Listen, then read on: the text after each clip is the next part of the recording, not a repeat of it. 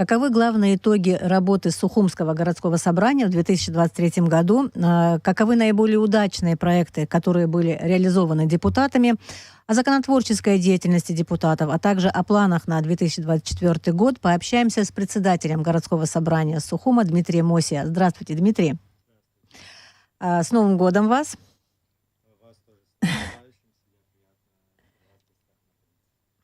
Итак, какой итог работы городского собрания вы бы сейчас могли выделить, вспомнить и сказать о том, что да, вот эти цели мы поставили, и мы их достигли? Или же, возможно, что-то не получилось, и хотелось бы, чтобы вот как-то это было реализовано в следующем году?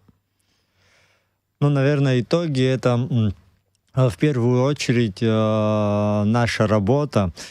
По целям надо, наверное, сказать, что главные цели Сухумского городского собрания, в принципе, как и администрации города, является благополучная жизнь наших жителей, жителей нашей столицы. Мы ежедневно трудимся, чтобы жить в нашей столице было немножко комфортнее, немного благополучней. К сожалению, вопросов и проблем в нашей столице их много, их решить за 1 год и даже за 2 года с возможностями нашего бюджета не является возможным. Но мы плодотворно и поступательно работаем, чтобы таких вопросов было ежегодно все меньше и меньше. Я думаю, за 2023 год была проведена неплохая работа в этом направлении. Мы утвердили рекордное количество финансов по статье строительства. Это 312 миллионов рублей. Для сравнения, если смотреть бюджеты 5-летней давности, то по данному разделу проходило в районе 50-60 миллионов рублей в год. Кратно выросла сумма, да? Это значительное увеличение. За счет этого увеличения начали достаточно в большом количестве дворовых территорий приводиться в порядок, благоустраиваться. Вот, есть крупные объекты, которые сумели сделать это, такие как парк имени Тараса Мироновича Шамба. Он уже полюбился нашими жителями столицы, и многие проводят там с удовольствием время, хотя он долгое время был запущен. Мы начали приводить в порядок арку на фуникулёре. Она вот буквально еще, думаю, буквально, может, месяц еще ее можно будет полностью сдать. Там завершающая стадия уже. На это были выделены тоже немаленькие средства Сухумским городским собранием. Ну, если говорить об главных целях и итогах, наверное, это первоочередные вещи. Наверное, также еще хочется отметить социальную составляющую. Мы в нашем 7-м созыве Сухумского городского собрания очень внимательно относимся к социально незащищенным слоям населения, и пособия по соцзащите мы в конце 2022 года на 2023 год увеличили на 50%. В этом году мы повторно сделали увеличение опять в районе 50%, там разные какие-то больше, какие-то меньше, но в среднем... То есть на 2024 год? На 2024 год. Суммы, которые получаются в итоге, я не могу сказать, что они удовлетворительные. Все равно это суммы, которые нуждаются в увеличении, но та скорость, с которой мы увеличиваем 50%, поверьте, это огромные скачки. Для бюджета это чувствительно. Но как бы ни было чувствительно для бюджета, мы понимаем, что с этой категорией граждан надо работать, надо им помогать, и это очень важно. В основном это дети в многодетных семьях, дети-сироты, и это наше будущее, за которое мы должны держаться. Где вы находите резервы, да, изыскиваете вот эти средства, за счет которых увеличиваете пособия? Да, в этом плане надо, конечно, сказать большое спасибо нашей налоговой службе города Сухум. Проводит достаточно большую работу. Там находятся наши друзья, мы с ними в постоянном контакте. И благодаря их работе увеличивается доходная часть бюджета. Когда увеличится доходная часть бюджета, появляются возможности в приоритетном порядке расставлять затраты. Денег, как я говорил и ранее, не хватает на все то, что необходимо в нашем городе, но стараемся выстраивать правильные приоритеты и по ним финансировать те или иные структуры. Ну вот если говорить о том, насколько бюджет был увеличен за счет работы налоговой службы, да, какая это сумма, или, может быть, в процентах вы могли бы назвать, и потом еще другие параметры, вот вы сказали, на социальную работу пошло, на строительство, куда еще распределяются эти средства? Вот относительно 2023 года мы 2024 год увеличили в расходной части на 287 миллионов. Значительная сумма. Значительная сумма, да, 287 миллионов. Мы 2024 год поставили больше как социальный год. Мы постарались за счет и администрации совместно увеличить заработные платы работников, потому что дисбаланс между заработными платами работников госсектора и частным сектором, он стал значительным. И тяжело удерживать квалифицированные кадры, когда им на рынке труда предлагаются более интересные заработные платы, чем в государственном секторе. Потому мы пошли на поэтапное увеличение. Первое, у нас было раньше совсем не маленькие зарплаты, и плюс делали как мат-помощь в размере оклада ежемесячную. И благодаря этому получалось зарплату вывести на уровень в районе 15 тысяч рублей, что является тоже совершенно небольшой суммой. Сегодня мы за счет наших друзей в парламенте нам помогли изменить законодательство, которое позволяет увеличивать в бюджете заработные платы сами. Сегодня мы их смогли увеличить, изменив закон, и уже небольшое увеличение, вот я посмотрел, в районе 15%, 15-20% получилось по разным категориям граждан. То есть тот законопроект, который убирает высшую, который ограничивал зарплату сотрудникам муниципальных он ограничивал вот этот проект усовершенствования обучения старших классов. Буквально в 2 словах. Да, в 2 словах, это мы постараемся за счет миграции, межшкольной миграции осуществить полный переход на профильное обучение. То есть не во всех мы пока по городу Сухум во всех школах полностью 10-11 класс перевести полностью на профильное обучение, потому что сегодня информации становится намного больше, и та система, которая была в советское время, как бы она нам близка не была, как бы мы ее не любили, она себя немножко изжила, и есть уже новые системы, на которые надо переходить. И если 9 классов первые, они будут общеобразовательные, то 10-11 должен быть профильный, но профильно он должен изучать свои предметы качественно и многообразно, чтобы не нужно было ни дополнительные занятия какие-то, чтобы поступить в интересующий вуз. Интересно, у всех депутатов было одинаковое мнение по этому поводу, потому что все-таки базовое образование, на что делался упор в советской школе, достаточно хорошо себя оправдала в свое время. Да, она на тот момент себя хорошо оправдывала. Я где-то это говорил, что, на мой взгляд, советская система образования была передовой в мире. И если бы Советский Союз сегодня был, я думаю, он бы один из первых перешел бы на такое профильное образование. Просто мы остались в 91 году и думаем, что Советский Союз не развивался. Он тоже в 47 году и в 92 были совершенно разные курсы образовательные. Конечно. Давайте продолжим тему. В какой еще сфере городские депутаты что-то преобразовывают, что-то начали, допустим, в 2023 году и продолжат в 2024 году. Сейчас сказали про образование, строительство. Может быть, есть еще какие-то проекты, в рамках которого была проведена работа и достаточно эффективно.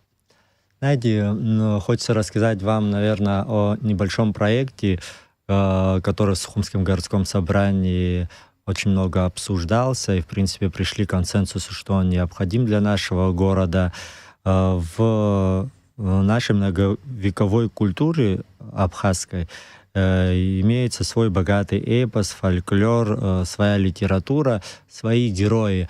Но младшее поколение понемножку, наверное, их забывает и больше переходит на каких-то героев Марвел или какие-то англоязычных или российских героев.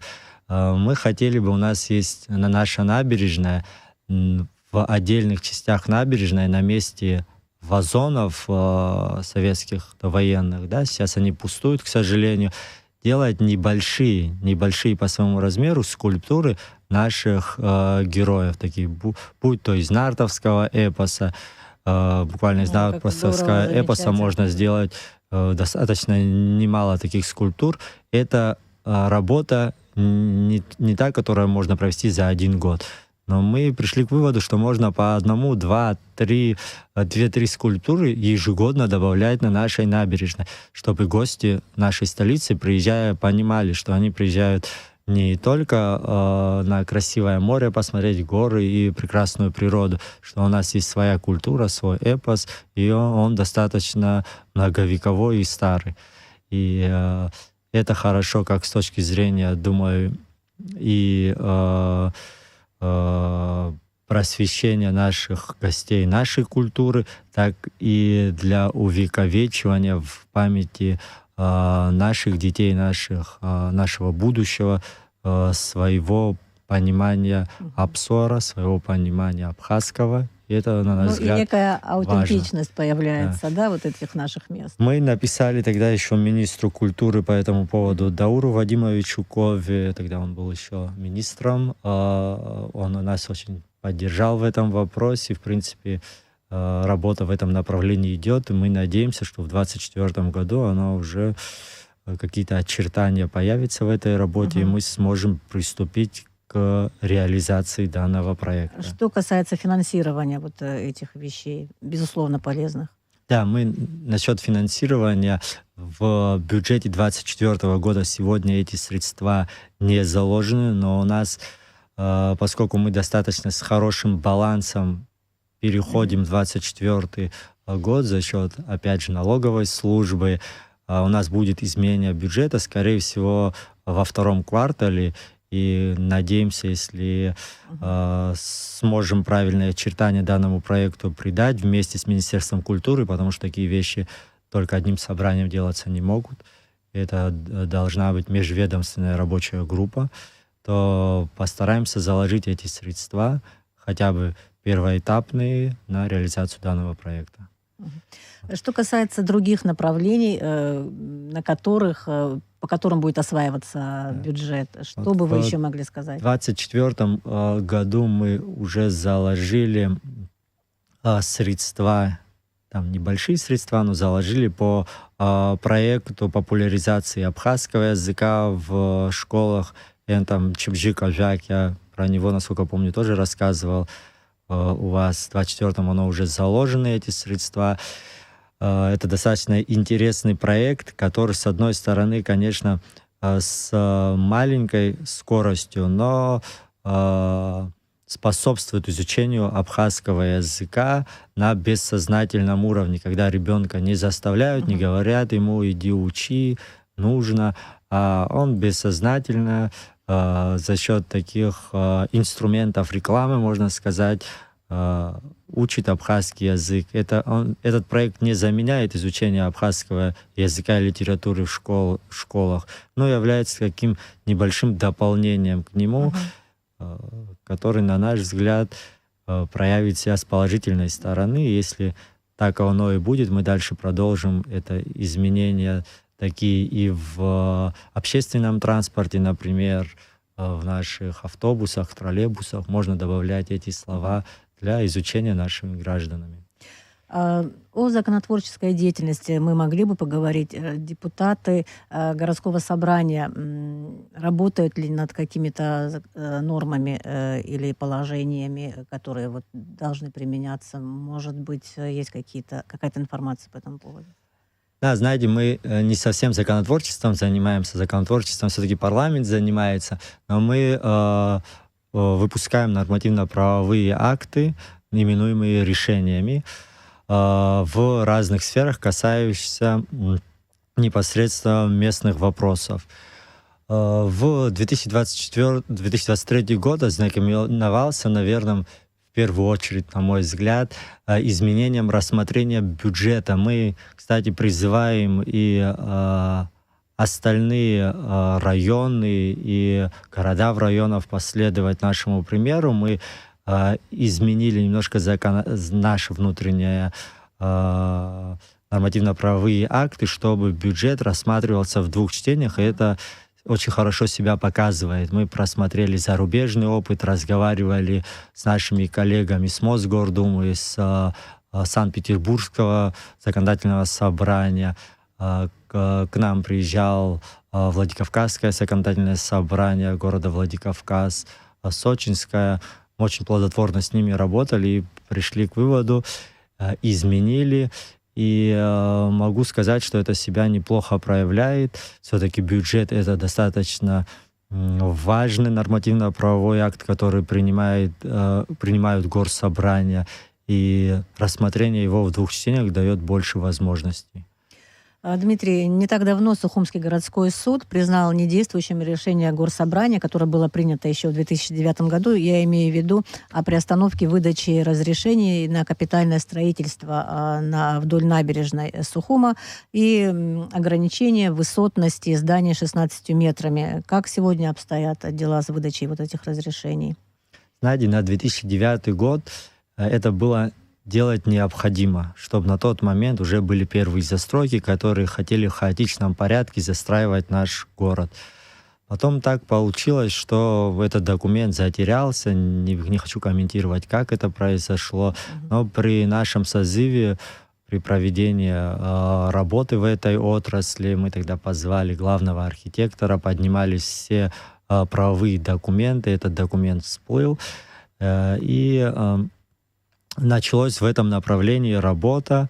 На мой взгляд, это достаточно неплохо. Нас все время спрашивают и вот друзья, и на улице знакомые, что вы вот с администрацией города полные ушли в противоположные стороны друг от друга, не общайтесь. У нас достаточно хорошие, теплые взаимоотношения с администрацией города. И, на мой взгляд, это показатель того, что в нашей столице достаточно демократичное общество, если два органа, это первый раз в истории Абхазии, с разными взглядами решили через суд какую-то справедливость понять. И это достаточно неплохо, что споры решаются в судебном порядке. На наш взгляд, все, что прошло, да, можно говорить, что Сухумское городское собрание юридически проиграло в Сухумском городском суде, но фактически мы считаем себя победителями, потому что мы подняли очень важную тему, и Кабинет министров в лице Александра Золотинского Анкваб нас поддержал, и в лице президента, который дал поручение в этом направлении, и Кабинет министров 4 сентября выдал распоряжение об утверждении временного регламента предельной высоты и предельного количества этажей зданий, сооружений для объектов нового строительства и реконструкции в центральной части города Сухум. Да, оно действующее, сразу же стало, как наше отменилось, оно вошло в свою силу. То есть, по факту, Сухумскому городскому собранию неважно, этот документ был от городского собрания, от парламента или от Кабинета министров. Нам важно, чтобы город хаотично не застраивали. Нам важно, чтобы были какие-то правила в этой застройке, чтобы мы понимали, что наш город останется в своем виде для будущих поколений. эту цель мы преследовали, и мы ее достигли. Потому я не считаю Сухумское городское собрание проигравшим в этой истории. Понятно.